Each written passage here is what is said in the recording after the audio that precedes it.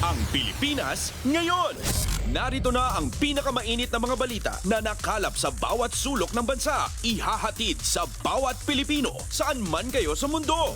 Ang Pilipinas ngayon. Pakinggan ang bawat kaganapan sa bawat lalawigan. Ito ang Pilipinas ngayon.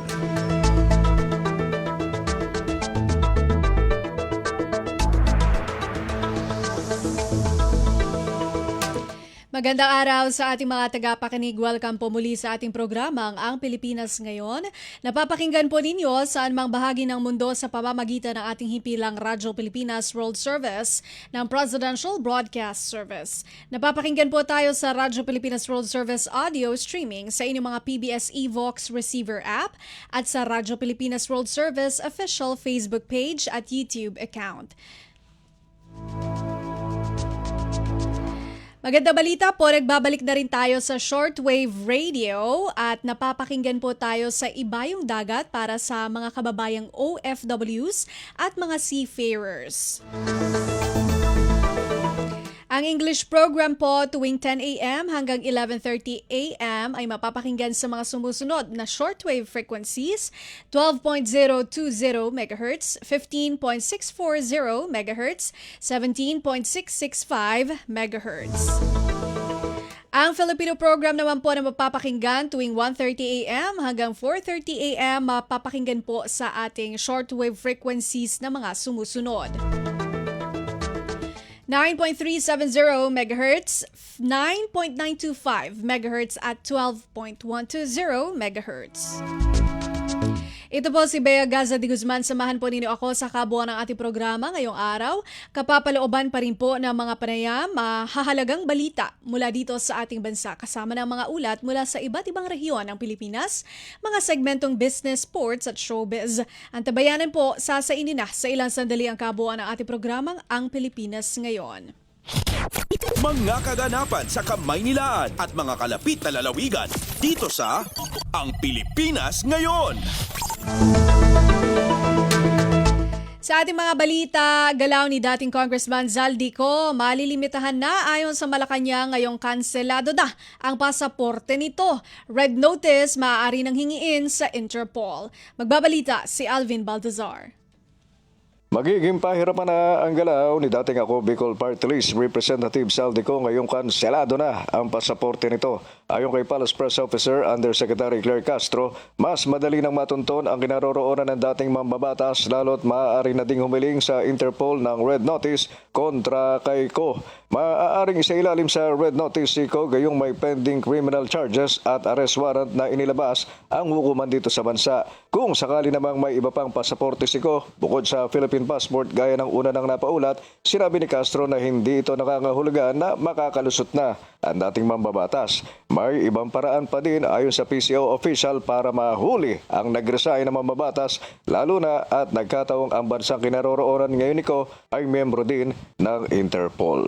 Mula sa Palasyo ng Malacanang para sa Bagong Pilipinas, Alvin Baltazar, Radyo Pilipinas, Radyo Publiko. Kumpleto, detalyadong balitaan, di papahuli sa mahahalagang kaganapan. Kamustahin ang inang bayan, ang Pilipinas ngayon. Panukalang pagbuo ng Independent People's Commission, suportado ng Independent Commission for Infrastructure o ICI. Magulat si AJ Ignacio. Suportado ng Independent Commission for Infrastructure o ICI ang panukalang batas ukol sa pagbuo ng Independent People's Commission o IPC. Sa isang punong balitaan, sinabi ni ICI Executive Director Attorney Brian Hosaka na batid namang may otoridad at kapangyarihan ng IPC oras na maisabatas ito. Ito aniya ang binabanggit ni ICI Commissioner at dating DPWH Secretary Roelio Singson na wala ang kasalukuyang komisyon. Makabubuti aniya ang karagdagang kapangyarihan na mayroon ang IPC sa investigasyon, lalo na sa paghahanap ng katotohanan at pagpapanagot sa mga nagkasala sa flood control anomaly. Mula pa rin dito sa bulwagang tanggapan ng ICI sa lungsod ng Taguig. Para sa Bagong Pilipinas, AJ Ignacio, Radyo Pilipinas, Radyo Publiko.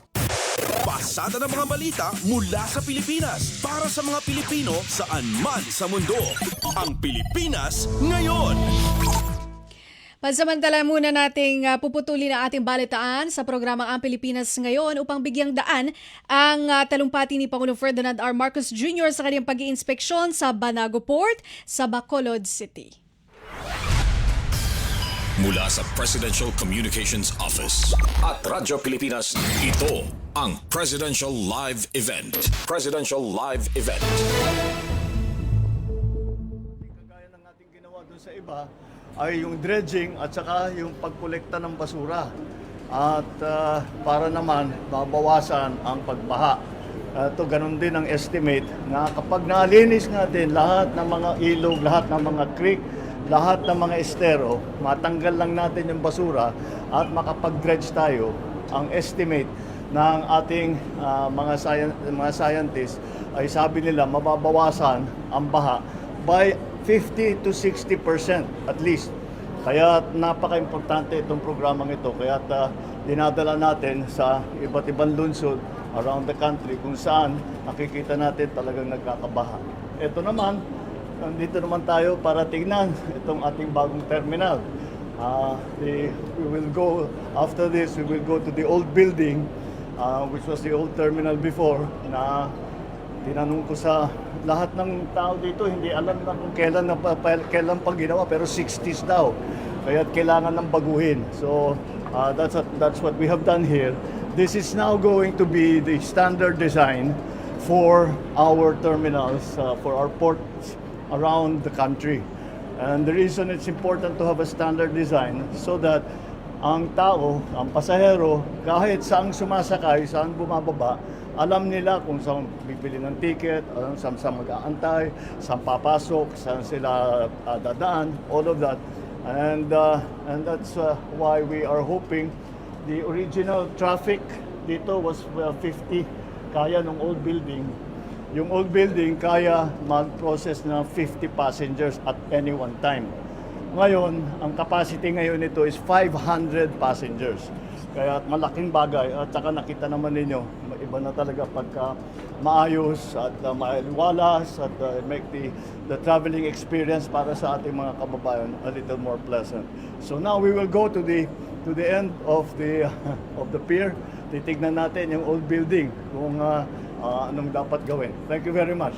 Thank you for doing this.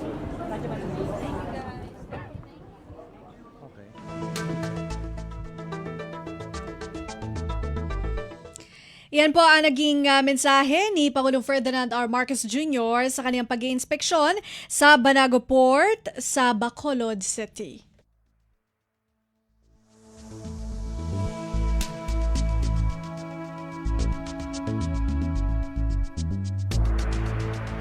Mga balita mula sa Pilipinas para sa mga Pilipino saan man sa mundo.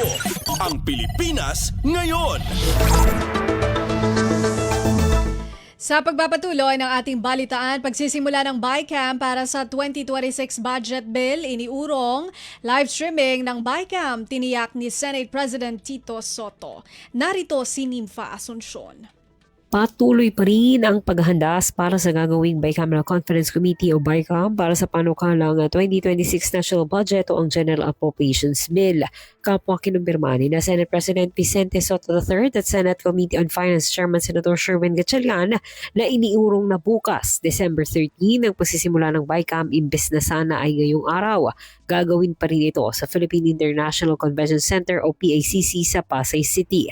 Ayon kina Soto at Gatchalian, iniurong ang BICAM dahil humiling ang technical staff ng Kamara at Senado ng isa pang araw para ayusin ang detalye ng matrix at mapagkasundo ang magkaibang mga probisyon at halaga. Dinagdag ng Senate President na tinitiyak nilang lahat ng detalye ay makikita at mailalatag para sa transparency at nang makita at mapag-aralang maigi ng Kamara ang bersyon ng Senado ng budget bill at masuri rin nila ang sa Kamara. Kabilang anya sa mga inihahanda nila ang annexes o yung mga buong detalye ng mga proyekto at programang popondohan sa susunod na taon. Una nang sinabi ni Soto na inihahanda na rin ang live streaming equipment para sa BICAM.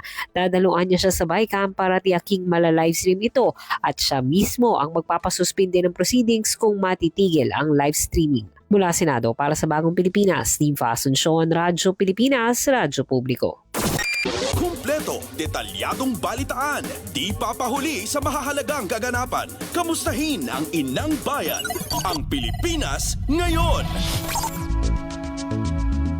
Pagkakaroon ng digital portal kung saan ilalathala lahat ng gastusin ng pamahalaan itinutulak sa Kamara. Balita mula kay Kathleen Forbes. Inihain ni Negros Occidental 3rd District Representative Javi Benitez ang House Bill 6761 na naglalayo magtatag ng iisang digital portal para sa kompletong paglalathala ng lahat ng gastusin ng pamahalaan.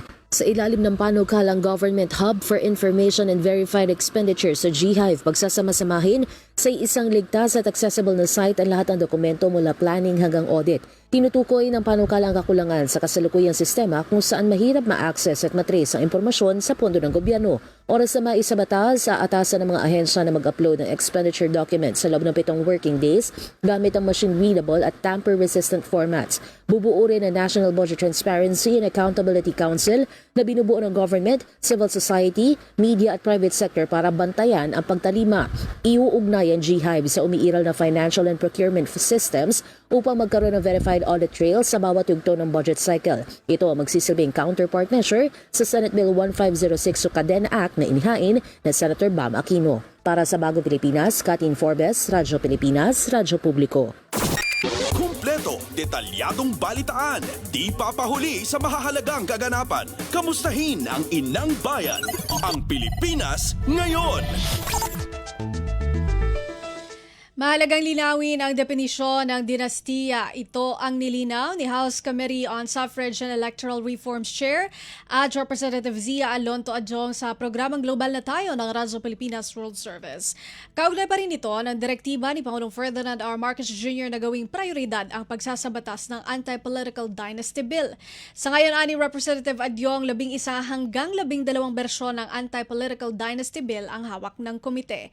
Target nila ang konsolidasyon ng mga bersyong ito upang lalong mabigyang linaw ang ipapasang batas na anti-political dynasty. Marami pong sektor sa ating lipunan na sumusulong na magkaroon nga ng anti-political dynasty kasi sasaad na nga po dyan sa Constitution na magkaroon ng prohibition, no? Pero ang sinabi naman sa Constitution, it should be defined and by virtue of enabling law. Sa House Committee on Suffrage and Electoral Reforms Chair, Representative Zia Alonto Adyong. Pasada ng mga balita mula sa Pilipinas para sa mga Pilipino saan man sa mundo. Ang Pilipinas ngayon.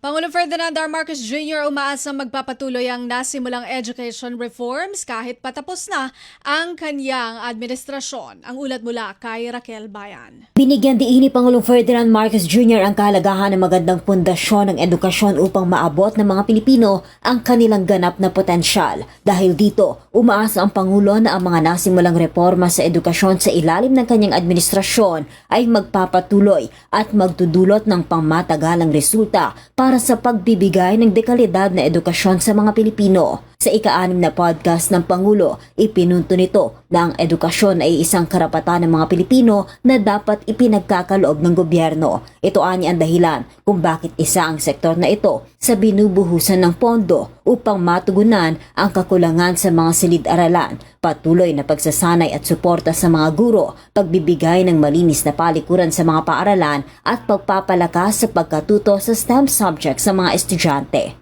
That's why it's important na ayusin natin ang education para lahat ng Pilipinong magagaling mabigyan ng pagkakataon na sumikat sila, whether at home, whether in government, whether abroad, anywhere. Basta't nabigyan sila ng magandang pundasyon, magandang edukasyon, kaya na nilang sumabak kahit saan. Mula sa Malacanang para sa Bagong Pilipinas, Raquel Bayan ng Radyo Pilipinas, Radyo Publiko. Pasada ng mga balita mula sa Pilipinas para sa mga Pilipino saan man sa mundo. Ang Pilipinas ngayon.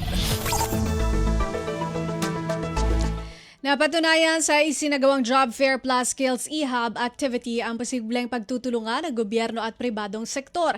Sa kaniyang talumpati ni Pangulong Ferdinand R. Marcos Jr., binigyang diin nito ang magandang resulta kapag nagsaling puwersa ang pamahalaan at pribadong sektor sa layunin na paunlarin ang pamumuhay ng mga Pilipino at ng bansa.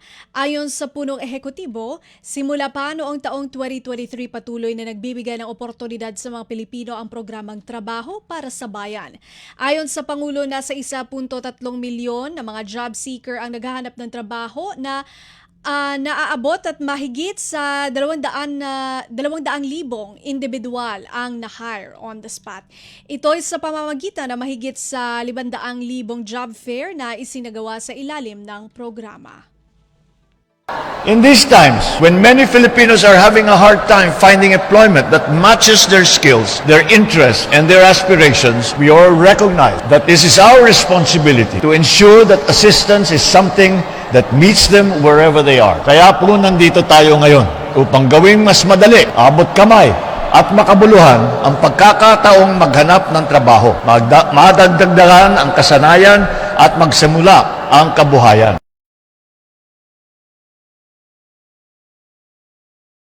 Si Pangulong Ferdinand R. Marcos Jr. Kumpleto, detalyadong balitaan, di papahuli sa mahahalagang kaganapan. Kamustahin ang inang bayan, ang Pilipinas ngayon. Samantala, ikinatuwa ni Pangulong Ferdinand R. Marcos Jr. ang pagbibigay oportunidad sa trabaho at upskilling o pagdaragdag ng kaalaman sa pamamagitan ng mga pagsasanay. Giit ng punong ehekutibo, mahalaga ang upskilling para makasabay sa pag-unlad ng makabagong teknolohiya at maabot ang requirement ng mga kumpanya, kaya isinama ang programa ang Skills eHub. Napakahalaga yung ating tinatawag na upskilling. Kaya para makarami ang bagong trabaho at makarami ang mga makakahanap ng trabaho dito sa ating mga job fair, kailangan din natin bigyan sila ng training para gayon nga mababagay ang kanilang kaalaman doon sa mga requirement ng ating mga employer. Si Pangulong Ferdinand R. Marcos Jr. Kumpleto, detalyadong balitaan, di papahuli sa mahahalagang kaganapan. Kamustahin ang inang bayan, ang Pilipinas ngayon. Mas mahigpit na oversight sa Letters of Authority o LOA ipatutupad ni BIR Chief Mendoza. Si Mary Ann Bastasa sa balita. Kinakailangan na ngayon ng clearance kay BIR Chief Commissioner Charlito Martin Mendoza ang lahat ng Letters of Authority o LOA bago ito i-issue. Ginawa ng BIR Chief ang anunsyo sa pagharap nito sa Senate Blue Ribbon Committee hearing kaugnay ng mga reklamong pang-aabuso sa pag-i-issue ng LOA. Ayon kay Commissioner Mendoza, isa lang ito sa mga hakbang para tiyakin ang mas mahigpit na oversight at maibalik ang tiwala ng publiko sa audit system ng ahensya. Kasama na rin sa isinusulong ng BIR Chief ang digitalisasyon sa mga proseso ng BIR. Kaugnay nito ay inatasan na rin ito ang Technical Working Group at iba pang units na ihanda na ang mga datos at audit histories para sa susunod na pagdinig sa Senado. Hinimok naman niya ang publiko at mga negosyo na magsumite ng kanilang reklamo sa email na tellthecommissioner@bir.gov.ph. Mula sa BIR para sa Bagong Pilipinas, Mary Ann Bastasa, Radyo Pilipinas, Radyo Publiko. Kumpleto, detalyadong balitaan, di papahuli sa mahahalagang kaganapan. Kamustahin ang inang bayan, ang Pilipinas ngayon.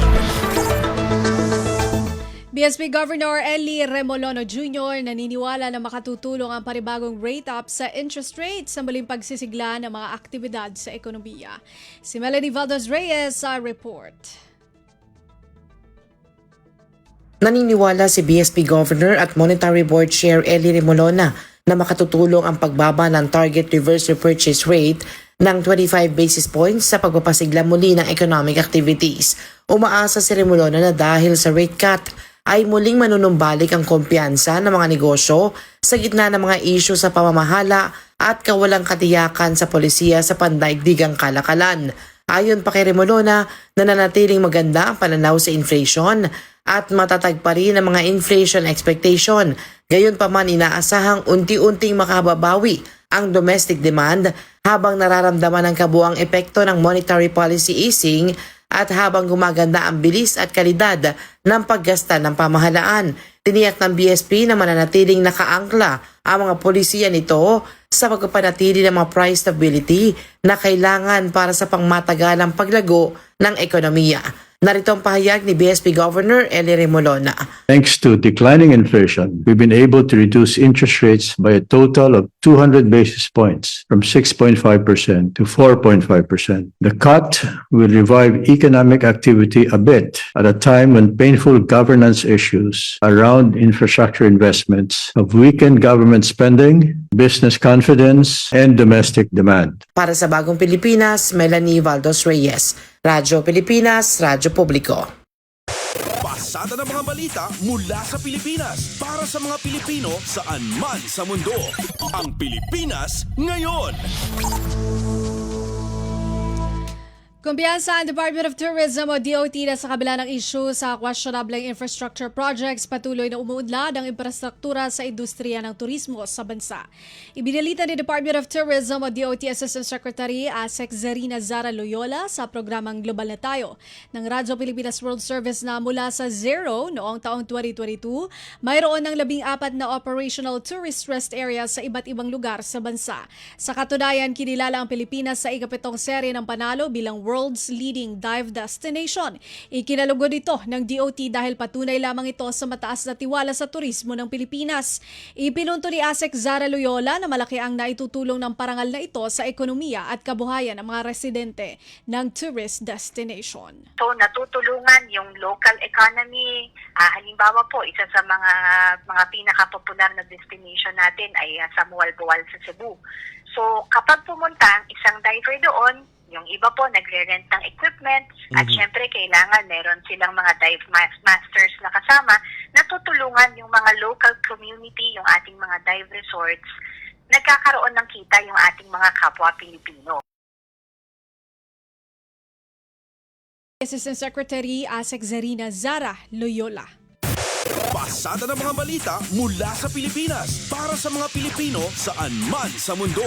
Ang Pilipinas ngayon. Sa pilitang pagpapasayaw sa mga Christmas party, pwedeng ireklamo ayon sa Department of Labor and Employment o DOLE. May report si Lawrence Tanhoco. Pinaalalahanan ng Department of Labor and Employment o DOLE ang mga kumpanya na nag-oorganisa ng inclusive na Christmas parties o Christmas activities na gumalang sa kultura, relihiyon at personal na kagustuhan ng mga manggagawa nito. Kasunod ito ng usapin sa social media kung maaring ireklamo sa DOLE ang sapilitang pagpapasayaw ng empleyado sa mga Christmas parties. Nilinaw ng National Labor Relations Commission na maaring magsampa ng reklamo lalo na kung may banta na ng parusa sa pagtanggi. Batay sa Labor Code, tanging misconduct, gross negligence, loss of confidence, krimen laban sa employer o pamilya nito at analogous circumstances na may kinalaman sa trabaho ang maituturing lang na just cause para sa pagpaparusa. Kung may sapilitan at nagbanta sa disciplinary action, pwedeng dumulog ang empleyado sa NLRC para humingi ng danyos. Maaaring magsampa ng reklamo kung nagresulta ito sa pag-initan o napakahirap na work environment na maaaring mauwi sa constructive dismissal. Posible ring masaklaw ng Safe Spaces Law kung may mga karampatang paglabag. Gayunman, kung ang aktibidad ay bahagi lamang ng masayang samahan at walang anumang pamimilit o panggigipit, hinihikayat ng DOLE ang pakikilahok sa isang maayos at respetadong pagdiriwang. Mula pa rin dito sa lungsod ng Maynila para sa Bagong Pilipinas, Lawrence Tanhoco ng Radyo Pilipinas, Radyo Publiko. Kumpleto, detalyadong balitaan, di papahuli sa mahahalagang kaganapan. Kamustahin ang inang bayan, ang Pilipinas ngayon. Sa iba pang balita, kinilala ng Commission of Filipinos Overseas o CFO ang 18 recipient ng 2025 Migration Advocacy and Media o MAM Awards. Sa programang Bridges on Air ng Radyo Pilipinas World Service, masayang ibinalita ni CFO Community Manila Correspondent Jairus Madlangbayan na ito na ang pinakamaraming bilang ng nominees sa naturang parangal. Kabilang sa mga pinarangalan ang mga Filipino migrants sa iba't ibang bansa at ilang media personalities na nagtataguyod ng mga programa para sa kapakanan at ikauunlad ng mga kababayang Pinoy sa abroad. Totoo lang po, we had the largest amount of nominees po for this edition. We had a total of 95 nominations. sa 2025 MAM Awards. Madami pong categories dito. May books, may films, meron pong vlogs, and even yung mga media advocates po natin na yung cost nila is for the benefit of our overseas Filipinos. Maan sa mabusising proseso ang kabuoang 75 nominees sa pamamagitan ng mga hurado na binubuo ng Film Development Council of the Philippines, Philippine Migration Research Network, Philippine Migrants' Rights Watch at ng CFO. Pasada ng mga balita mula sa Pilipinas para sa mga Pilipino saan man sa mundo. Ang Pilipinas ngayon. Makulay at buhay na buhay. Ganito inilarawan ni Dare to Change Consulting Incorporated founder at CEO Clifford Robin Temporosa Lee ang Filipino community sa New York, United States o USA. Sa panayam sa programang Bridges on Air ng Radyo Pilipinas World Service, ibinahagi ni Lee na unti-unti na ring sumusulpot ang mga negosyanteng Pilipino sa lugar. Naipapakilalaan niya ngayon ang kulturang Pinoy sa ibang bansa sa pamamagitan ng produkto tulad ng kasuotan o apparel at mga pagkaing Pinoy. Sinabi pa ni Lee na isa sa advokasya ng Dare to Change Consulting Incorporated ang pagtatayo ng kauna-unahan at pinakamalaking Filipino Community Center sa New York. They're vibrant. We see intergenerational businesses starting. We see original migrants who started yung mga turo-turo, Filipino restaurants, passing it off to their kids. And second and third generation Filipinos who are really proud of the culture, wanting to start apparel brands, food industries, and they're very creative about it. But most importantly, advocacy. We worked on a campaign that won $1.6 million for NAFA, the nonprofit, to build a Filipino community center in New York. The first of its kind and the largest historical grant for any Filipino NGO in the States. Si Dare to Change Consulting Incorporated founder at CEO Clifford Robin Temporosa Lee. Kumpleto, detalyadong balitaan, di papahuli sa mahahalagang kaganapan. Kamustahin ang inang bayan, ang Pilipinas ngayon. Iyan po ang ating nakalap ng mga national news. Antabayanan po ang ating pagbabalita sa mga kaganapan sa ating mga rehiyon. Para sa regional news, sa pagbabalik po ng programang Ang Pilipinas Ngayon, makalipas ang ilang mga paalala. Itinuloy na po natin ang zero balance billing. Libre po. Ibig sabihin, ang serbisyo sa basic accommodation sa ating mga DOH na ospital, wala nang babayaran ang pasyente. Ang dami pong challenge, hindi po namin alam kung saan namin kukunin, ganon, nag-iisip kung paano namin mababayaran. Siyempre po, masayang-masaya, super saya po dahil na zero billing po kami. Opo, malaking po talaga, malaking tulong po. Mabilis lang din po. Bayad na ang bill ninyo. Uulitin ko, wala nang kailangan bayaran ng pasyente basta sa DOH Hospital dahil bayad na po ang bill ninyo. Naiiyak ako kasi sobrang saya. Maraming salamat po, Mr. President Bongbong Marcos Jr. Hindi kami nagkamali ng taong ihinalal. Mabilisang trivia, dagdag talino. Heto na ang Dagling Kaalaman. Itigil na ang paggamit ng iyong telepono sa banyo. Maaari itong humantong sa almoranas ayon sa isang ulat. Nalaman sa isang bagong pag-aaral na ang pagsasabay ng oras sa banyo sa oras ng telepono ay nauugnay sa 46% na mas malaking panganib ng almoranas. Kaya pagdating sa banyo, pumasok at lumabas at isave ang iyong scroll para sa ibang pagkakataon. Kaunting kaalaman na malaking dagdag talino. Abangan muli ang susunod na Dagling Kaalaman. Balita mula sa lalawigan sa bawat rehiyon ng ating bayan. Dito sa Ang Pilipinas Ngayon. Nagbabalik ang programang Ang Pilipinas Ngayon. Narito na po ang mga balita para sa ating regional news ngayong araw na ito. Halos 700 residente ng Tinglayan, Kalinga nagbenepisyo ng libreng medikal at dental services sa ginanap na Kalinga para sa Kalinga Outreach Program. Magbabalita si Amelia Bumatnong ng RP Tabuk. Dandani siya magkasot a residente iti Tinglayan, Kalinga, iti nagdumarte medical and dental services, babaon iti Kalinga para sa Kalinga wano KPSK Outreach Program iti December 6 ken 7 sa Jay Poblasyon, Tinglayan. Kinumpirma daytoy ni Lieutenant Colonel Jimrick Obias, Commanding Officer iti 103rd Infantry Mabalasik Battalion, Philippine Army. Sigon kinkwana, nagpaligi iti programa babaon iti kolaborasyon iti 103rd Infantry Battalion, Provincial Government, Alfonso Yochenko Foundation, UP Tauro Sea Fraternity ken LGU Tinglayan. Gandat daytoy amay danon iti essential services para ti komunidad ti probinsya, partikular dagiti adayo a lugar ken limitado iti access da iti serbisyo a pangsalunat. Naipaay iti libre a medical check-up, dental services, libre nga agas ken hygiene kits para kadagiti ubing iti tulong ti LGUs, Army ken partner organizations. Sigon kinobyas iti KPSK ket may sa awagas tapno masuportaran iti panggep ti KCREST wano Kalinga Convergence for Community Resilience, Empowerment, Sustainability and Transformation. Karaman ditoy iti panangidanon ti naduma-duma serbisyo, mapapigsa iti community resilience ken may patungpal iti inklusibo a panagduras iti probinsya. Manipod DZRK Tabuk, Amelia Bumatnong para iti Radyo Pilipinas World Service. Balita mula sa lalawigan sa bawat rehiyon ng ating bayan. Dito sa Ang Pilipinas Ngayon. Ceremonial distribution ng patabas sa mga aldan inilunsad ng Department of Agriculture at ng lokal na pamahalaan. Si Verna Beltran Adaba ng RP Dagupan sa balita. Ginapuan na Department of Agriculture tan Local Government Unit yung Mangaldan, Pangasinan so ceremonial distribution na sako-sakon abono para sa dumaralo siya pagay tan tabako at balay. Dinauluan na Municipal Agriculture's Office so agawan distribusyon unong direktiba ng Mayor Bonafe de Vera Paraino. Unong kinamparaino liga niya mabliso abono balig ya tulong so iitarya libre ya gobyerno tapen na siguro sumasagana yaani tan balig ya almo dari dumaralos.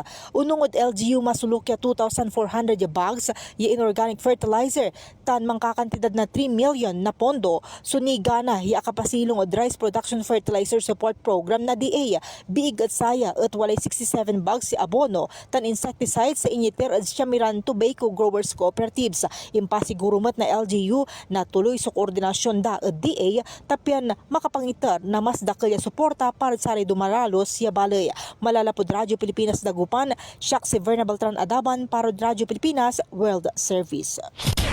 Balita mula sa lalawigan sa bawat rehiyon ng ating bayan. Dito sa Ang Pilipinas Ngayon. Christmas party ng Puerto Galera Oriental Mindoro, LGU kinansela ng alkalde. Detalye mula kay May Formara ng RP Lucena. Kinansela ni Puerto Galera Oriental Mindoro Mayor Robin Hood Ilagan ang taunang Christmas party ng munisipyo ngayong Disyembre. Ayon kay Mayor Ilagan, ito'y upang makatipid sa pondo ng lokal na pamahalaan at sumunod sa panawagan ng Malacanang na magpatupad ng mahigpit na austerity measures o pagtitipid. Batay sa atas ng alkalde, inatasan nito ang lahat ng department head na huwag nang ituloy ang anumang pagdiriwang. Para maiwasan ang paggamit ng pera ng bayan sa mga aktibidad na hindi essential sa panahong ito. Layunin din ng hakbang na mas mapunta ang pondo ng munisipyo sa mas mahahalagang serbisyo at programa para sa kagalingan ng publiko. Alinsunod na rin ito sa naunang panawagan ni Pangulong BBM sa lahat ng ahensya ng gobyerno na maging masinop. Mula sa RP1 Lucena, ito si May Farmaran para sa Radyo Pilipinas World Service. Balita mula sa lalawigan sa bawat rehiyon ng ating bayan. Dito sa Ang Pilipinas Ngayon. Intervention Caravan tagumpay na maisagawa ng Department of Social Welfare and Development o DSWD Mimaropa sa Balabac, Palawan. Magulat si Lizelle Pilapil ng RP Palawan. Natapos sa 4 ka mga barangay sa Balabac, Palawan ang Intervention Caravan sa pagpanguna ang DSWD Field Office Mimaropa paagi sa Pantawid Pamilyang Pilipino Program of 4 Peace. Nabuhat siya sa salidi 4 ka adlaw, igdigi ay aglibot ang grupo ang DSWD kabangkya ang mga tawan alin sa mga katabiyang ang mga ehensya sa mga barangay, ang Salang, Agutaya, Poblasyon 1, Igbangkalaan.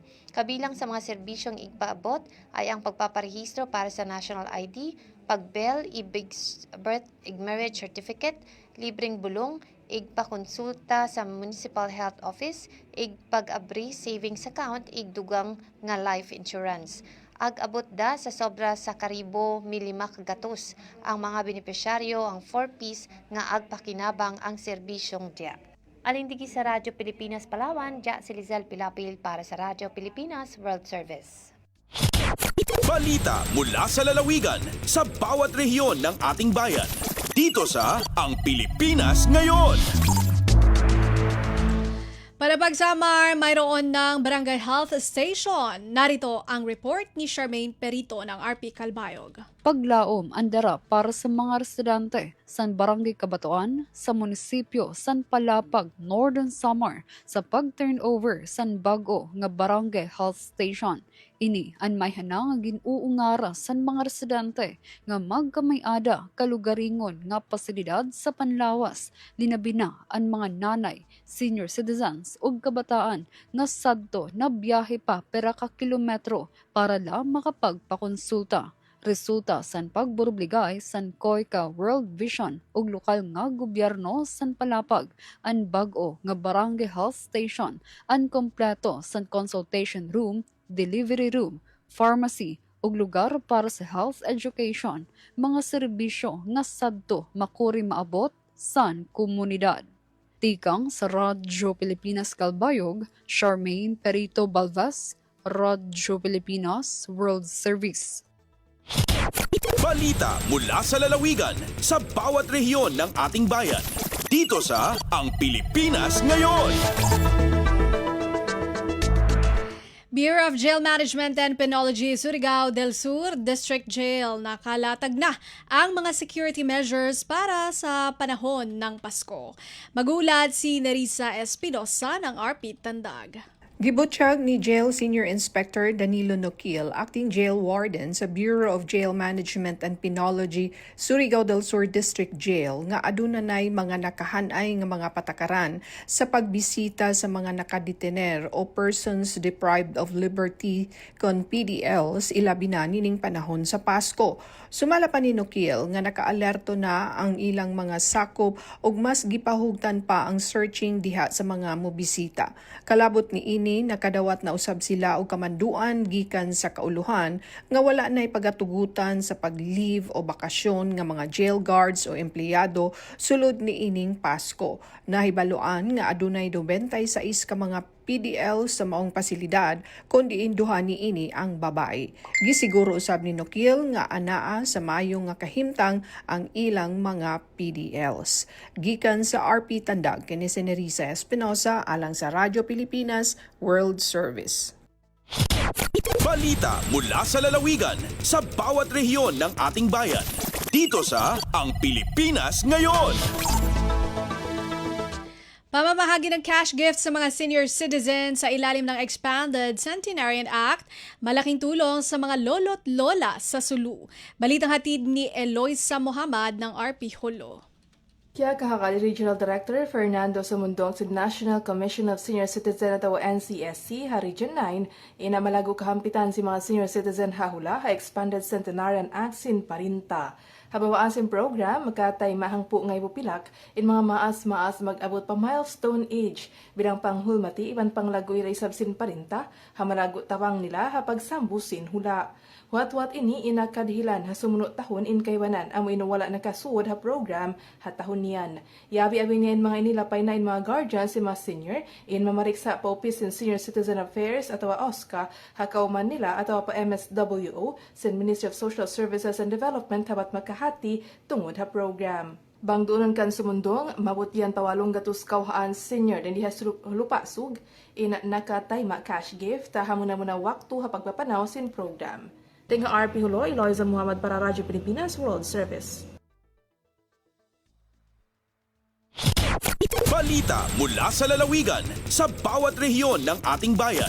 Dito sa Ang Pilipinas Ngayon.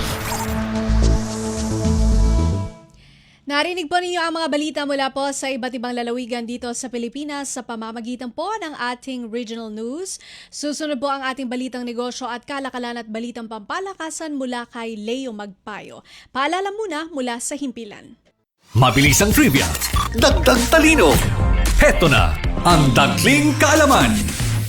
Nasubukan niyo na bang gumamit ng QR codes? Ang QR codes o Quick Response Codes ay naimbento noong 1994 ni Masahiro Hara, isang engineer ng Japanese company na Denso Wave. Pangunahing layunin nito ang pag-label at i-track ang automotive parts. Sa pagnanais na maikalat at makatulong ito sa lipunan, isinulong ng Denso ang Advanced International Standardization at ginawang open source ang technology. At ngayon, ito ay ginagamit na sa lahat, mula sa mobile payments hanggang sa restaurants, event tickets at authentication system. Kaunting kaalaman na malaking dagdag talino. Abangan muli ang susunod na Dagling Kaalaman. Paano nga ba mag-register para magkaroon ng schedule sa Bagong Pilipinas Presidential Action Center? Narito ang mga dapat gawin. Gamit ang iyong mobile device, pumunta sa eGovPH app. Pwede itong i-download mula sa Apple App Store o sa Google Play Store. Gumawa ng account. Ilagay ang email address, valid mobile number, pagkatapos ay makakatanggap ka ng one-time code sa iyong email. Gamitin ang code sa eGov app para sa verification ng iyong account at ng mga impormasyong ibinigay. Congratulations! Meron ka ng eGovPH app account. Pwede mo na ma-access ang iba't ibang serbisyo ng gobyerno kabilang ang mga serbisyo sa Bagong Pilipinas Presidential Action Center.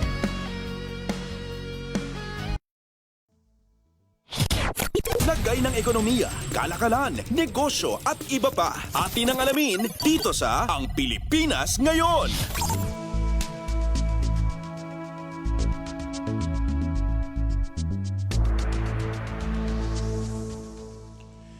At nagbabalik po ang ating programang Ang Pilipinas Ngayon. Samantala, narito naman po ang balitang negosyo at kalakalan.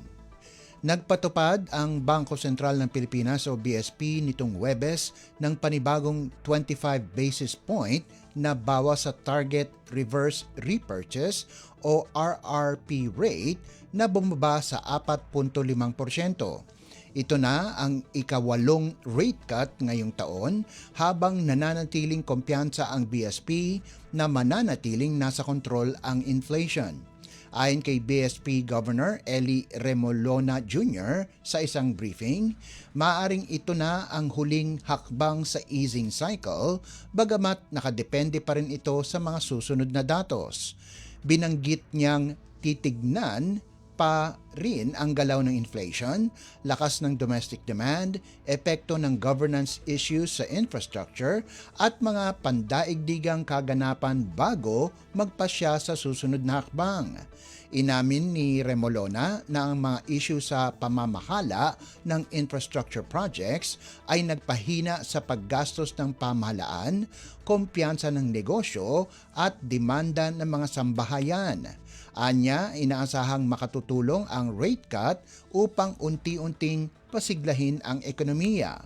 Binago rin ng Monetary Board ang inflation outlook para sa 2025 na ibinaba sa 1.6% mula sa 1.7%.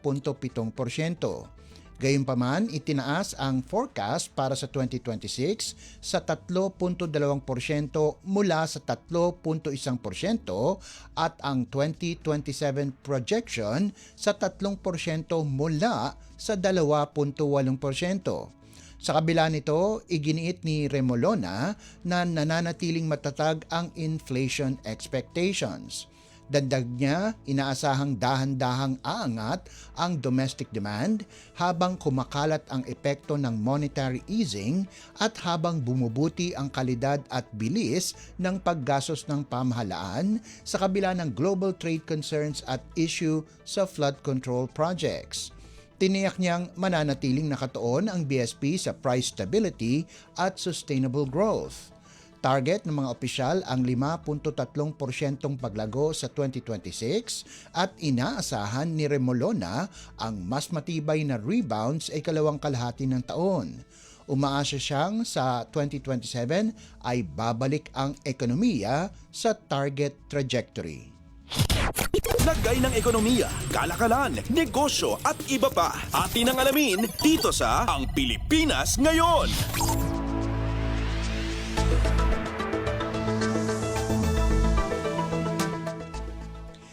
Naghahanda ang Civil Aviation Authority of the Philippines o CAAP para sa inaasahang pagdagsa ng mga biyahero ngayong holiday season.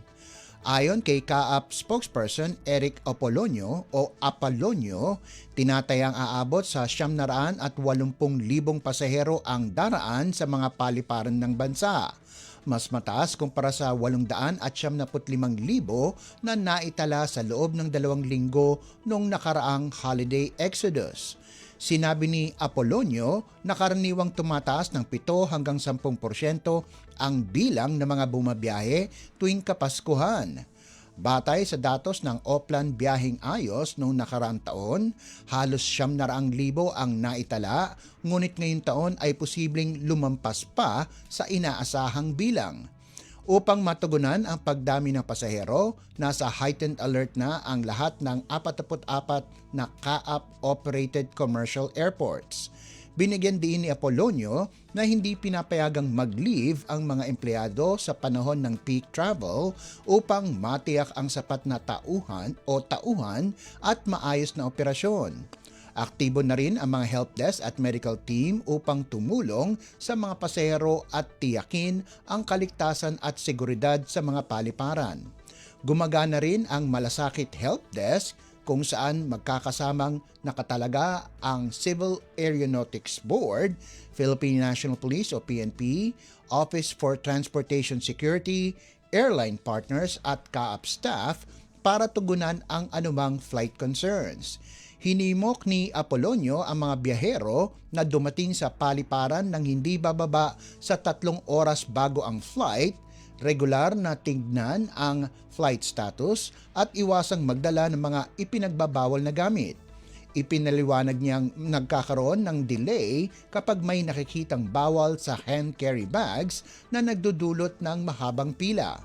Nanawagan siyang sumunod ang mga pasahero sa security rules dahil tiyak na makikita ang mga bawal na gamit sa final inspection. Lagay ng ekonomiya, kalakalan, negosyo at iba pa. Atin ang alamin dito sa Ang Pilipinas Ngayon.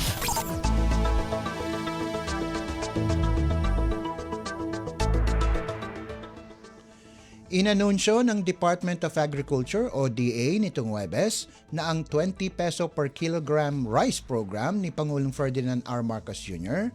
ay available na sa lahat ng 82 lalawigan kasunod ng kompletong nationwide rollout ng programang Benteng Bigas Meron o BBM na. Natapos ang saklaw ng programa sa paglulunsad nito sa Sultan Kudarat na nagpalawak ng akses sa mga lugar na mahirap marating sa tulong ng Bangsamoro Autonomous Region in Muslim Mindanao o BARM. Ayon kay DA Assistant Secretary Genevieve Guevara, hindi maisasakatuparan ang 2 pisong rice project kung walang pagkakaisa at pagtutulungan ng iba't ibang ahensya ng pamahalaan. Sakop ng BARM rollout ang Barira, Buldon, Matanog, Sultan Kudarat at Sultan Mastura. Sinabi ni Guevara na ipinapakita ng pagpapalawak na ito ang layunin ng programa na maging inklusibo.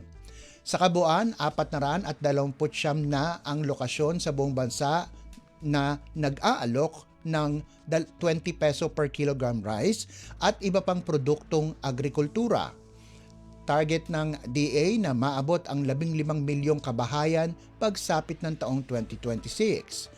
Kabilang sa kasalukuyang benepisyaryo ang mga guro, non-teaching personnel, senior citizens, persons with disabilities, solo parents, 4-piece beneficiaries, katutubo, mababang kita na manggagawa, magsasaka, mangingisda, transport workers at mga kalahok sa walang gutom program ng Department of Social Welfare and Development o DSWD. Plano rin ng DA na palawakin ang online registry upang maisama ang delivery riders, drivers, bus conductors at security personnel. Lagay ng ekonomiya, kalakalan, negosyo at iba pa. Atin ang alamin dito sa Ang Pilipinas Ngayon.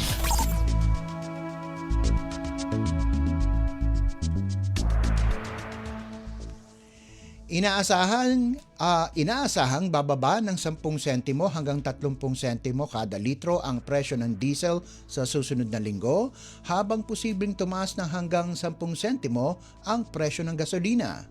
Sa isang pahayag nitong Biyernes, sinabi ni Jetty Petroleum President Leo Bellas na batay sa galaw ng presyo at foreign exchange performance hanggang Huwebes, sumasalamin ang product markets sa lumalambot na trend ng crude oil prices, kasabay ng pag-asa sa posibleng Russia-Ukraine peace deal na nagbawas ng pangamba sa kakulangan ng supply.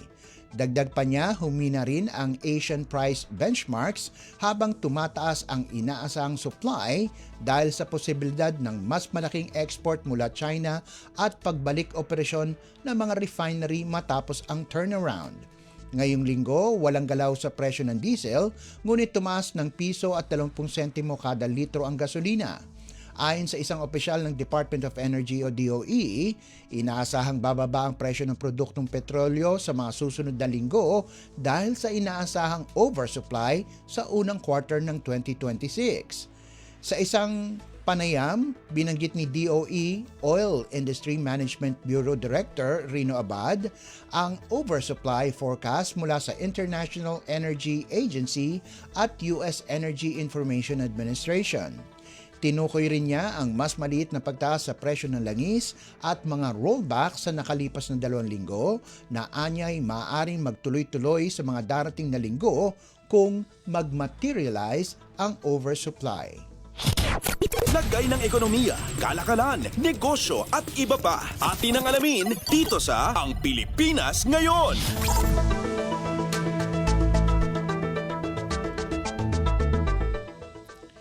At para naman sa halaga ng palitan, ayon sa Bangko Sentral ng Pilipinas ngayong Biyernes, 12 ng Disyembre, ang halaga ng piso kontra sa dolyar ay nasa 59 na piso at 10 sentimo. Ang Japanese yen naman po ay nagkakahalaga ng 38 sentimo. Ang Singaporean dollar ay nasa 45 piso at 75 sentimo. 4 na sentimo naman ang won ng South Korea at nagkakahalaga ng 8 piso at 37 sentimo ang isang yuan ng China. Sa iba pang palitan, ang Hong Kong dollar ay nagkakahalaga ng 7 piso at 59 na sentimo. Ang British pound naman ay katumbas ng 79 na piso at 13 sentimo. Nasa 69 na piso at 37 sentimo ang euro, 42 piso at 72 sentimo ang Canadian dollar, habang ang Saudi Arabian Riyal ay nagkakahalaga ng 15 piso at 75 sentimo. Lagay ng ekonomiya, kalakalan, negosyo at iba pa. Atin ang alamin dito sa Ang Pilipinas Ngayon.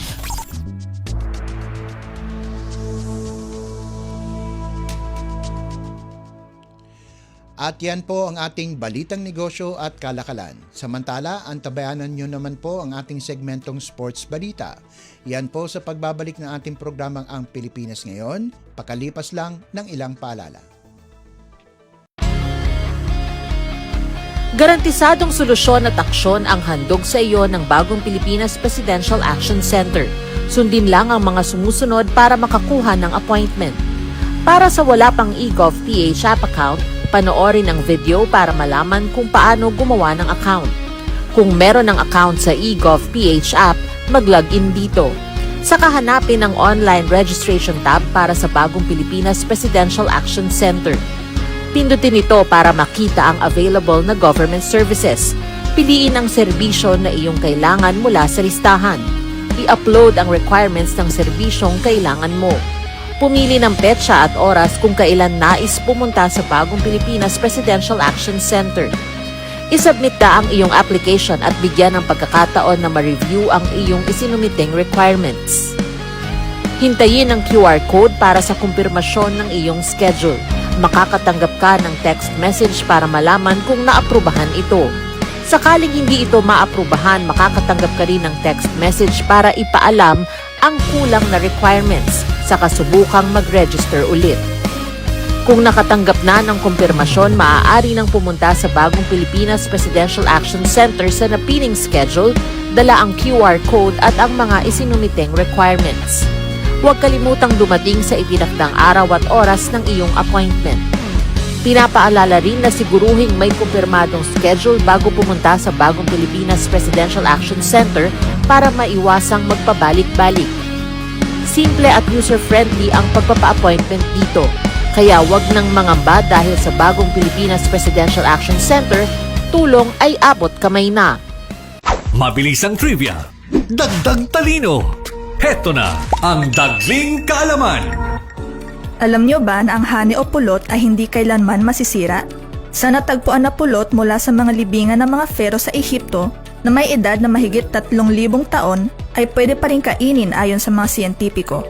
Dahil ang pulot ay may natural preservatives na pumipigil sa bakterya para dumami na dahilan kung bakit nabubulok ang isang pagkain. Kaunting kaalaman na malaking dagdag talino. Abangan muli ang susunod na Dagling Kaalaman. Updates at pinakahuling mga usapin sa mundo ng palakasan. Atin ang pakinggan dito sa Ang Pilipinas Ngayon.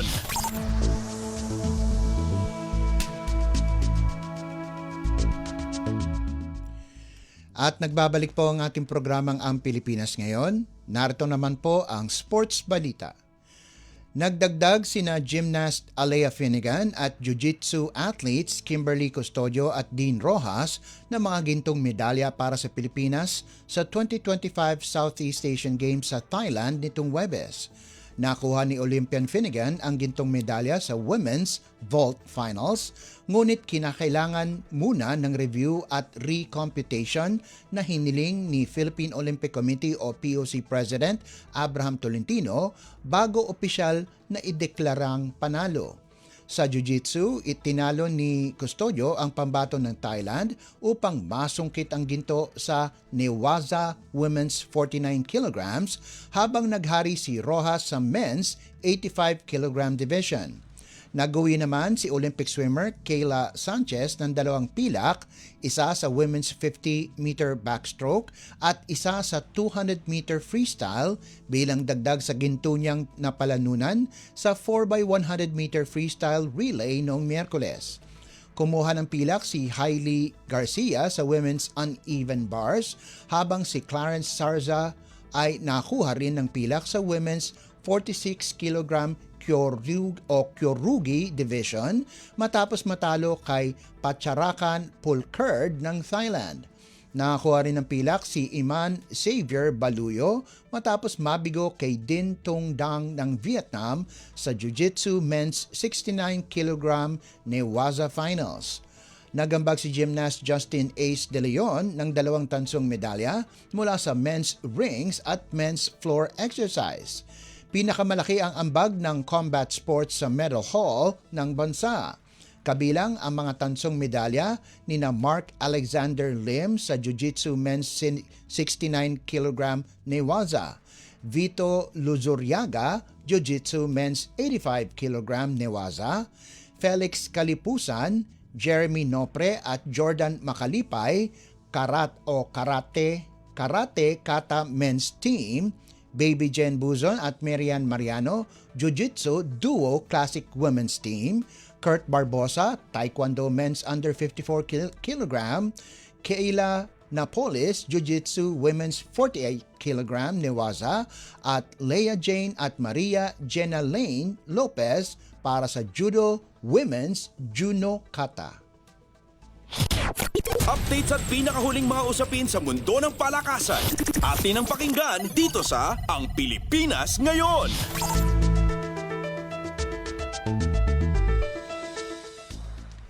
Samantala, hindi nakatungtong ng entablado ang Gilas Pilipinas 3-on-3 men's team sa 33rd Southeast Asian Games matapos mabigo sa laban para sa bronze medal. Natalo ang Nationals sa Malaysia 19-21 nitong Huwebes ng gabi, isang upset loss para sa koponang inaasahang lalaban para sa ginto. Ito ang unang pagkakataon na hindi nakamedalya ang Gilas 3-on-3. Noong 2019 ay nagkampiyon sila, nakakuha ng bronze noong 2021 at nag-uwi ng silver 2 taon na ang nakalilipas. Nitong nakaraang Miyerkules, tinalo pa ng Pilipinas ang Malaysia 21-19 upang tapusin ang sweep sa group phase. Ngunit iba ang naging takbo ng laban sa muling paghaharap at nakabawi ang Malaysia sa mas mahalagang pagkakataon. Nangyari ang pagkatalong ito matapos ang isa pang masakit na talo, ang 20-21 na pagkadulas sa Singapore sa semifinals. Updates at pinakahuling mga usapin sa mundo ng palakasan. Atin ang pakinggan dito sa Ang Pilipinas Ngayon.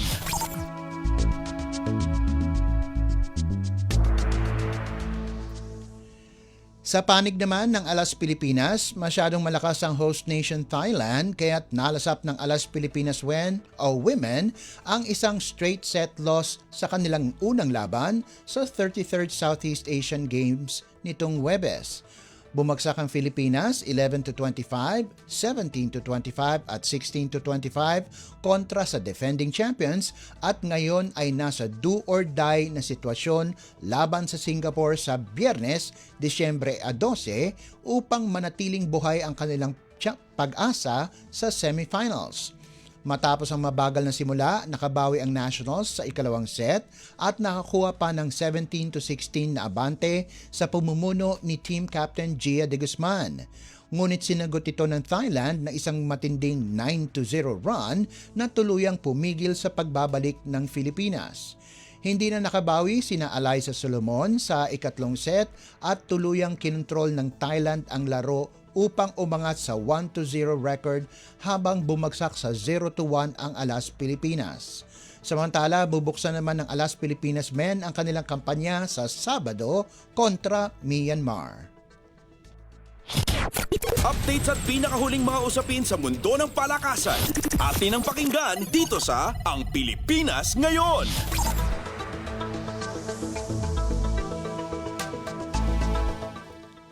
At balitang SEA Games pa rin, tiniyak na ang hindi bababa sa 8 medalya ang makukobra ng Philippine boxing team sa 33rd Southeast Asian Games matapos makuha ni J. Brian Baricuatro ang panalo sa men's 48 kg quarterfinals nitong Huwebes sa Chulalongkorn University Sports Center. Mabilis na pinatunayan ni Baricuatro ang kanyang galing laban sa Vietnamese na si Lin Pun Nguyen gamit ang malilinis na kombinasyon at mabibigat na suntok para sa dominanting 5-0 na panalo. Sa tagumpay na ito, pasok na siya sa semifinals kasama si Ofelia Magno na kapwa siguradong may bronze medal. Dinagdagan nila ang lumalaking bilang ng mga Pinoy semi-finalist, kabilang sina Hergie Bacquiadan, Riza Paswit, Nesty Petesio, Ira Villegas, Yumir Marshall at Weljon Mindoro na lahat ay umabante matapos makakuha ng first round bye. Bagamat malaki na ang medal haul, iginiit ni Association of Boxing Alliances of the Philippines o ABAP Secretary General Marcos Manalo na mas mataas ang target ng koponan. Patuloy pang lumalaban para sa semifinals sina Mark Ashley Fajardo, June Milardo Ogaire at Flint Hara. Samantala, hindi naging maganda ang simula ni Claudine Veloso matapos matalo 5-0 kay Vo T. Kim An ng Vietnam sa women's 54 kg division. Si Bacquiadan ang unang may tsansang pumasok sa finals kung saan makakarap niya ang defending champion na si Manicon Baison ng Thailand sa women's 70 kg semifinals para sa siguradong silver. Updates at pinakahuling mga usapin sa mundo ng palakasan. Atin ang pakinggan dito sa Ang Pilipinas Ngayon.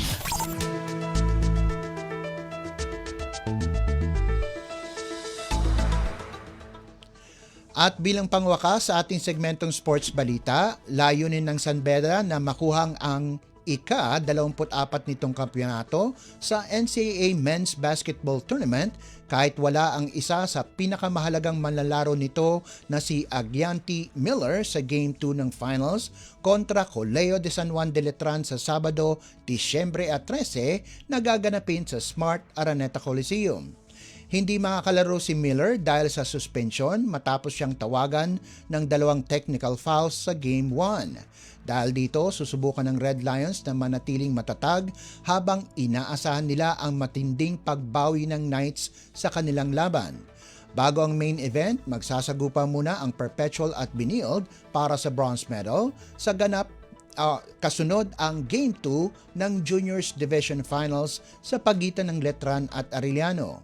Matapos ang dominanting 89-70 panalo sa Game 1, inaasahang sasandigan ng San Beda kina Brian Sajonia, Nigel Gonzalez, Jimmy Reyes, Penny Estacio at RC Kalimag upang patakbuhin ang opensa.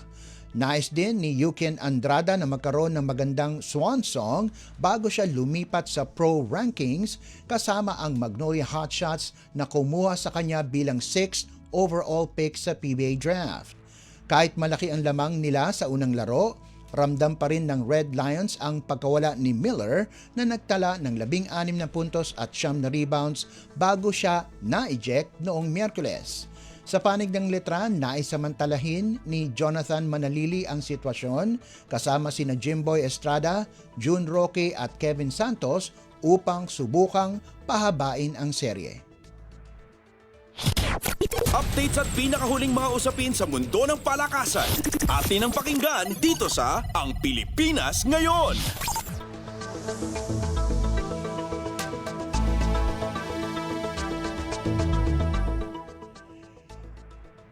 Pansamantalang muna nating ihinto ang ating programa para bigyan daan ang isang Malacanang press briefing.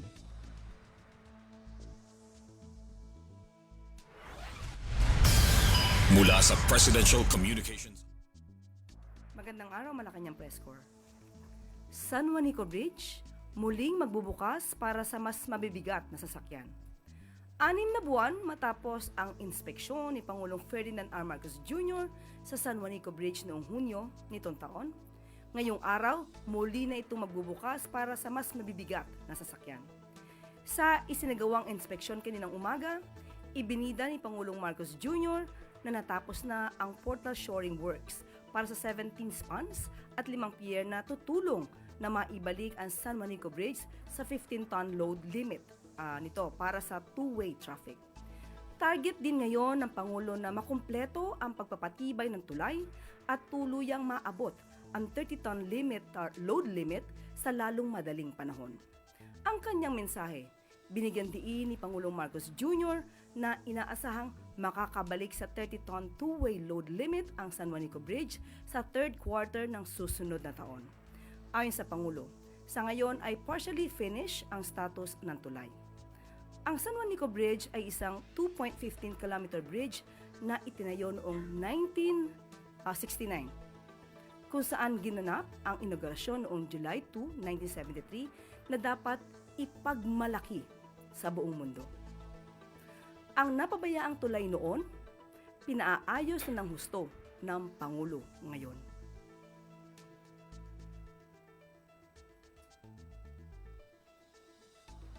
Pagpapalakas sa maritime industry, isinusulong ni Pangulong Ferdinand R. Marcos Jr.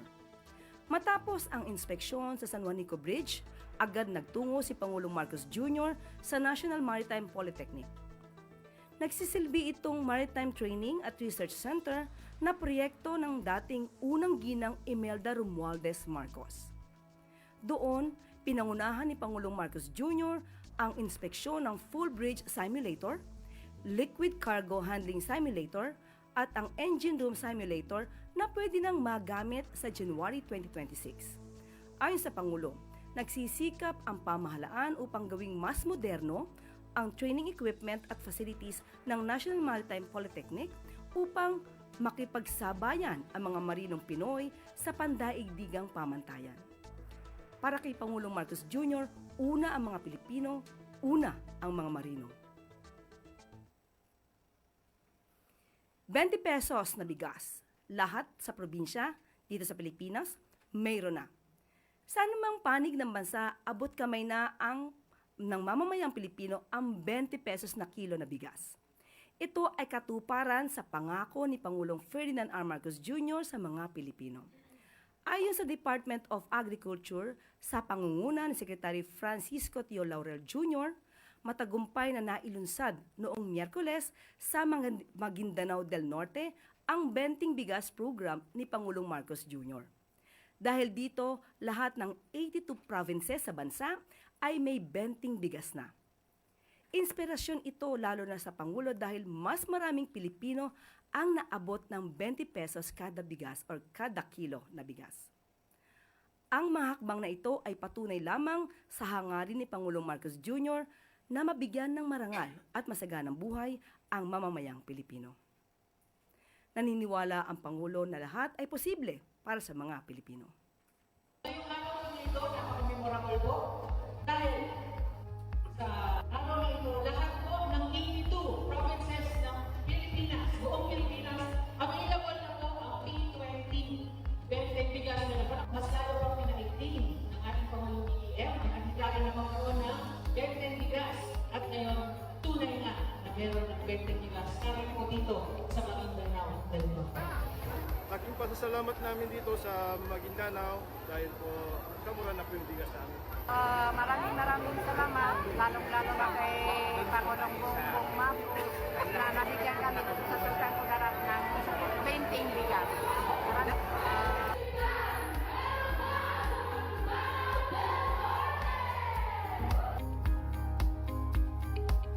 Ayon sa Pangulo, ang nais niyang makita ay ang ngiti sa mga muka ng bawat Pilipino. Ang pasasalamat ay hindi po niya nais na madinig dahil ang mga trabahong ginagawa ng Pangulo ay dapat lamang gawin dahil obligasyon to ng isang public servant. Oplan kontrabaha ni Pangulong Ferdinand R. Marcos Jr. umabot na sa Bacolod City, Banago Port Improvement Project, binisita. Pinangunahan ngayong araw ni Pangulong Marcos Jr. ang paglulunsad ng Oplan kontrabaha sa Bacolod City na naglalayong maibsan ang mga pinsala ng matinding pagbaha sa lungsod. Target ng Oplan kontrabaha sa Bacolod City na linisin ang 169.45 kilometers ng mga ilog, creek at estero sa 138.27 kilometers na drainage systems. Bago pa man mailunsad ang proyekto, nasimula na ang ng pamahalaan na linisin ang Banago Creek at Madalagan River noong October 17. Nauna nang inilunsad ang programa sa Metro Manila noong November 12 at sa Metro Cebu noong November 21. Layunin nito na mabawasan ang mga naipong putik, buhangin at basura sa mga ilog, estero at kanal upang maibalik ang kapasidad na magdadala ng tubig. Makakatulong din ito upang mabawasan sa mga lugar ang pagbabaha at mapabilis ang pagbaba ng tubig na sa mga naapektuhang lugar. Naniniwala si Pangulong Marcos Jr. na mababawasan ang pagbaha ng 50 hanggang 60%.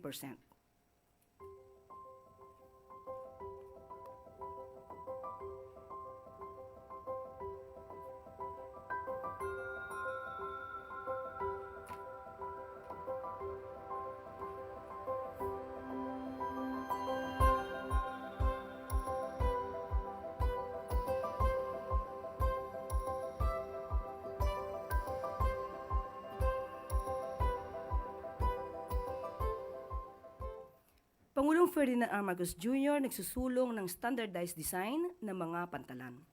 Sa layuning mapagaan ang transaksyon sa mga pantalan, personal na nagsagawa ng inspeksyon si Pangulong Ferdinand R. Marcos Jr. sa Banago Port Improvement Project sa Bacolod City.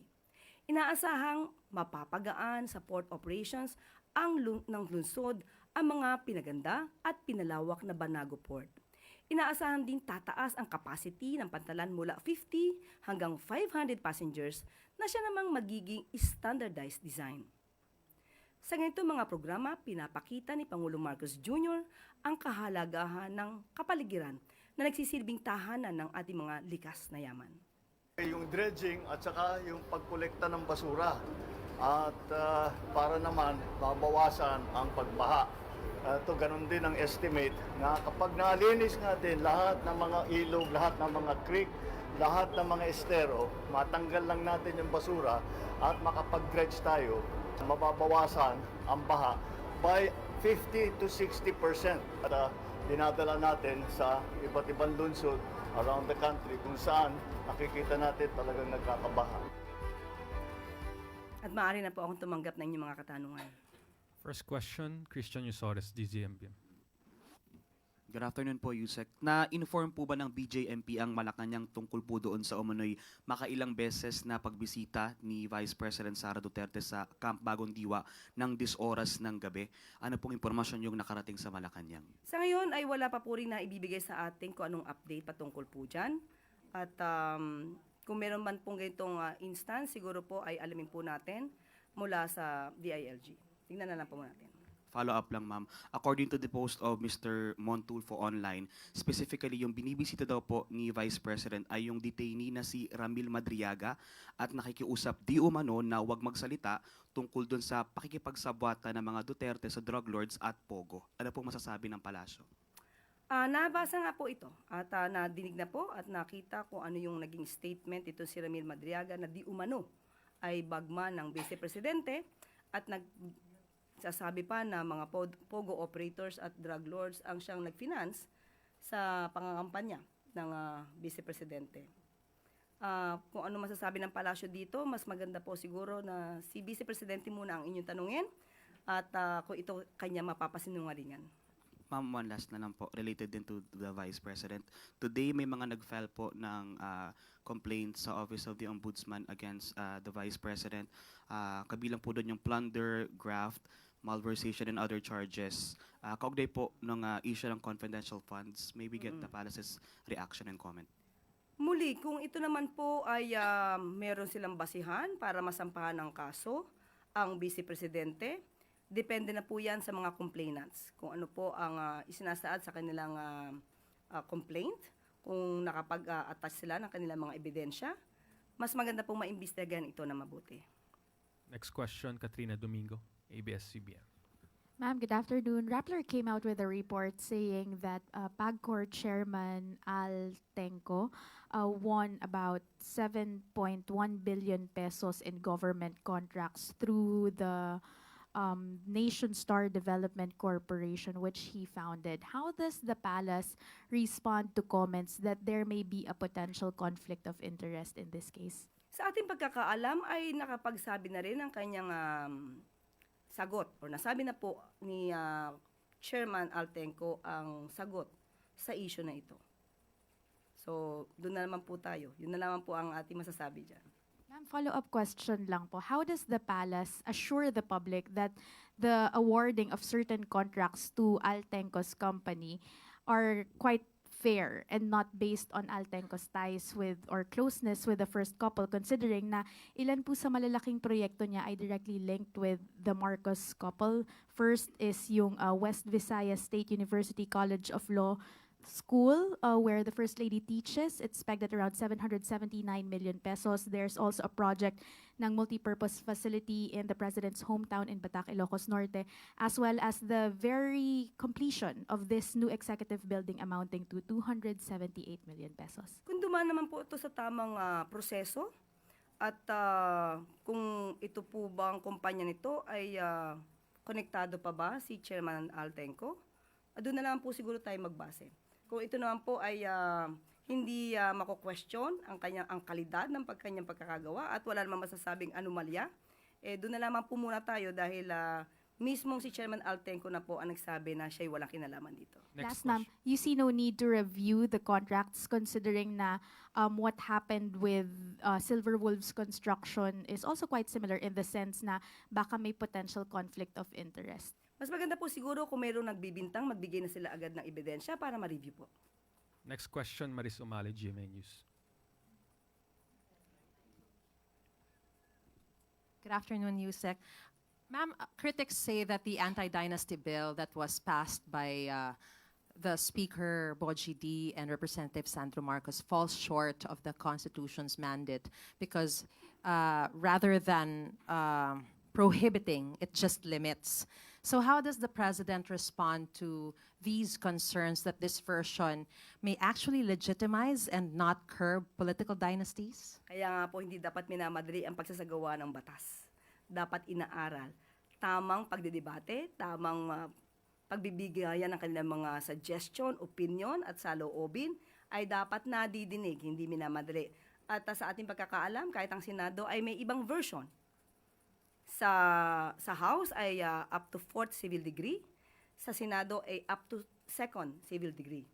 So mas maganda po na maayos ito, hindi dapat madaliin, para pag ito ay naipasa, walang loopholes, walang gray area.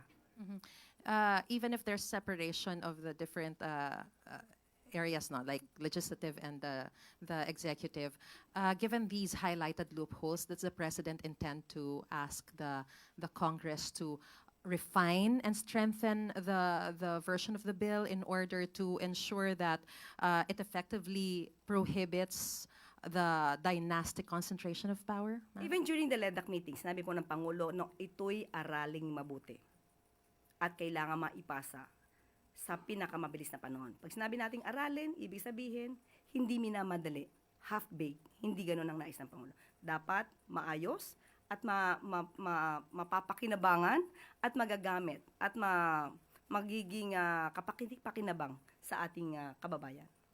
Follow-up question from Ivy Reyes, Billionario. Hi, ma'am. The anti-political dynasty bill not being certified as urgent is seen as mere optics. Akbayan, for example, said the president's declaration of his 4 priority bills is only propaganda. And he said, sabi nga natin, ang politikong gipit sa pangakong reforma kumakapit. What's Malacanang's take on this, and how far is the president willing to push for reforms, knowing that he, the presidential son, and the House Speaker are also part of the system he's trying to change? Are we now talking of the anti-dynasty bill?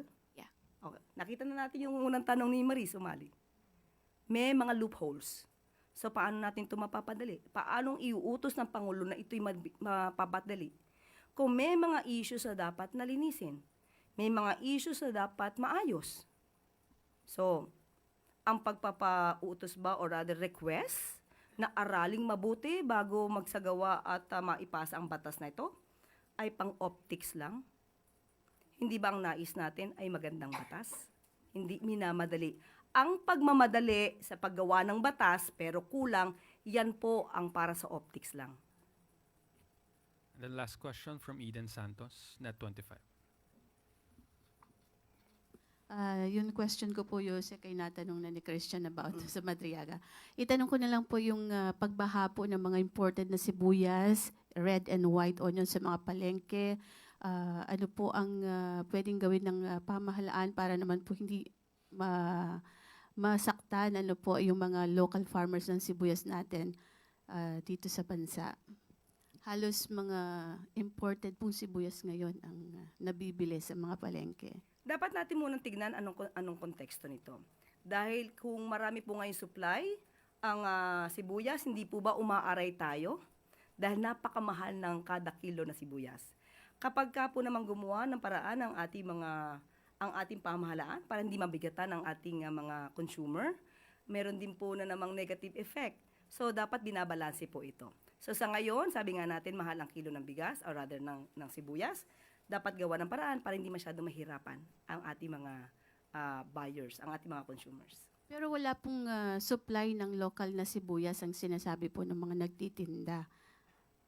Kaya puro imported daw po ngayon ang ibinibenta sa mga palengke. Tingnan po natin, hindi ko po masasabi ang katotohanan dyan at aalamin ko po muna yan kay Secretary Kiko dahil alam natin ang pinangangalagaan talaga ng DA ni Secretary Kiko Laurel ay ang ating mga magsasaka. That is the last question, Yusek. Thank you. Dahil nais ni Pangulong Marcos Jr. ng mas maraming trabaho at oportunidad para sa mamamayang Pilipino, inilunsad kahapon ang Job Fair and Skills e-hub sa SM Mall of Asia na dinaluhan ng aabot sa 40 employers na may higit 1,200 job vacancies. Ito'y alinsunod sa kampanya ni Pangulong Ferdinand R. Marcos Jr.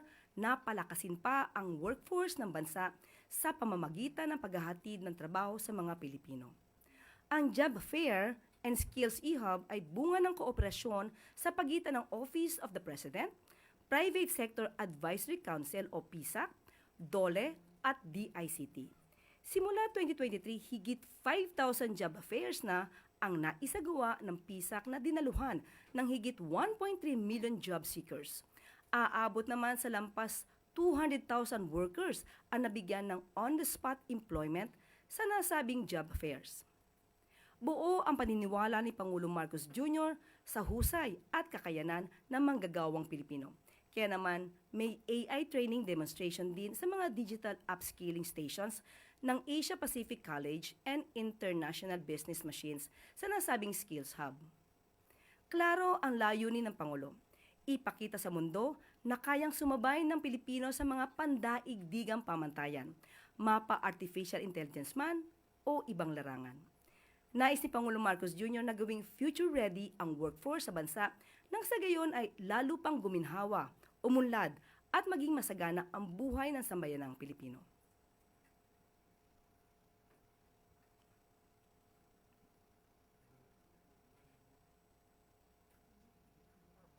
To uplift the lives of our people.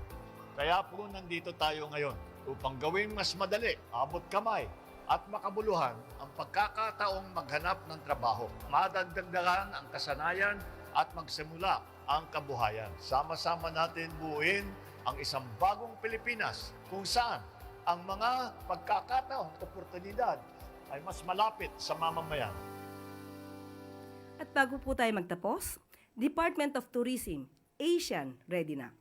Bilang tugon sa utos ni Pangulong Ferdinand R. Marcos Jr. sa Department of Tourism upang maiangat ang turismo sa bansa sa darating na ASEAN Summit sa susunod na taon, lumagda ng kasunduan ang DOT sa pangunguna ni Secretary Cristina Frasco at ang 9 na media organization sa bansa para sa komprehensibong coverage sa tourism-related campaigns, activities, at programs para sa darating na ASEAN Tourism Forum sa January 2026. Kabilang sa lumagda ng kasunduan ang Business Mirror, Daily Tribune, Inquirer Interactive Inc., Manila Standards, Manila Bulletin, The Manila Times, Manila Business Insights, at ang The Philippine Star.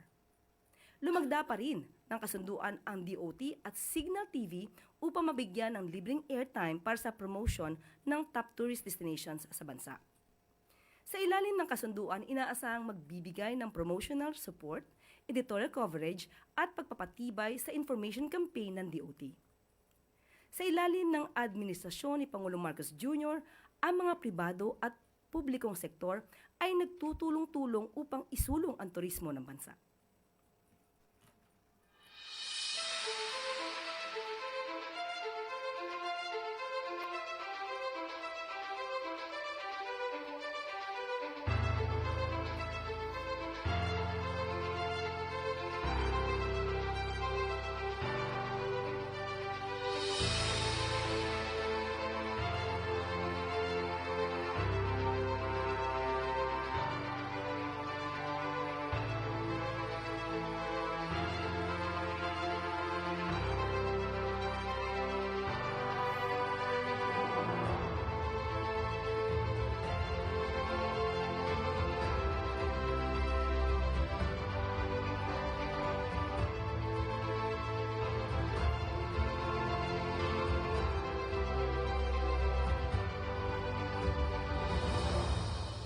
At dito na po nagtatapos ang ating press briefing.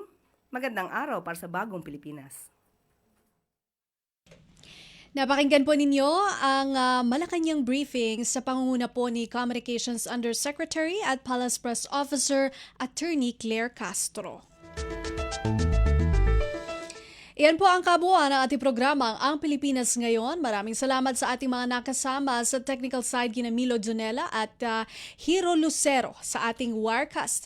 Maraming salamat din sa ating executive producer Jerome Toledo na siya ring sa mga nag-ulat mula sa iba't ibang lalawigan ng ating bansa para sa ating regional news. Kay Leo Magpayo para sa Balitang Business at Sports at maraming salamat din sa ating station manager, Mr. Ray Sampang. Hanggang sa susunod na edisyon ng ating programang Ang Pilipinas Ngayon, ito po si Bea Gaza de Guzman. Magandang araw. At yan ang Pilipinas Ngayon. Muling samahan sa parehong oras at alamin ang pinakahuling mga kaganapan at balita saan man kayo naroon. Ang Pilipinas Ngayon.